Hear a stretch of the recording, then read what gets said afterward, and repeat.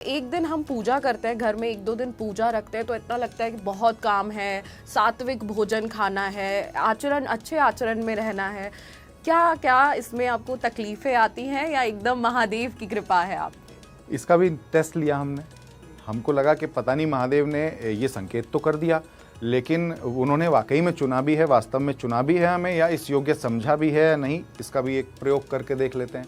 तो जिस दिन सबसे पहला पूजन किया, मैं सुप्रिया जी आपको पूरी ईमानदारी के साथ बताता हूँ, शुद्ध अंतःकरण से बताता हूँ, जिम्मेदारी के साथ, मैं 5 मिनट भी नीचे ज़मीन पर नहीं बैठ पाता था। मुझे आज तक लगभग 1.5 दशक से भी अधिक का समय अपने परम पूज्य गुरु जी के सानिध्य में हो गया, उनकी व्यवस्थाओं को देखते हुए हो गया, उनका मीडिया का कार्य देखते हुए हो गया।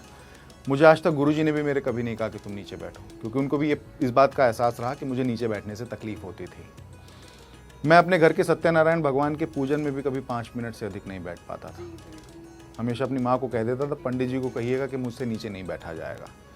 लेकिन जब 8 जून को पहला पूजन मंडी हाउस के हिमाचल भवन के जब शिवालय में किया, तो स्वयं के भीतर ये अंतर्द्वंद चल रहा था कि कर पाएंगे या नहीं कर पाएंगे, इस पूजन में बैठ पाएंगे नहीं, क्योंकि नमक चमक का रुद्राभिषेक जो हमने अपने परम पूज्य गुरु जी को करते हुए देखा है, उसका तो एक लंबा क्रम है। रुद्राभिषेक है, उसके बाद में भोग है, उसके बाद में आरती है, श्रृंगार है, फिर उसके बाद में आरती है, भस्म आरती है। वो तो घंटों का पूजन है। वो परम पूज्य गुरु जी 22-22 घंटे तक बैठते एक आसन से। तो जब महादेव ने 6-7 घंटे बैठा लिया एक आसन से और हमने आसन भी नहीं बदला, तब ये लगा कि महादेव ने वास्तव में हमें चुन लिया।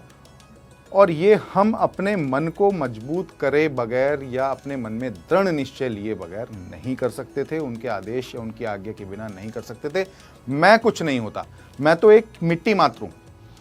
मेरे अंदर के तत्व को शायद उस तत्व ने ये आदेश किया होगा या कोई संकेत दिया होगा, तो उन्होंने मुझसे इतना लंबा पूजन कराया। और मुझसे उसी दिन संकल्प दिलवा लिया कि हर शुक्रवार सोमवार को जाऊँगा, दिल्ली के, देश के अलग अलग गाँव देहात के ऐसे मंदिरों में जाऊँगा जहाँ कभी महादेव के नमक चमक रुद्राभिषेक श्रृंगार भस्मारती ना हुए हों।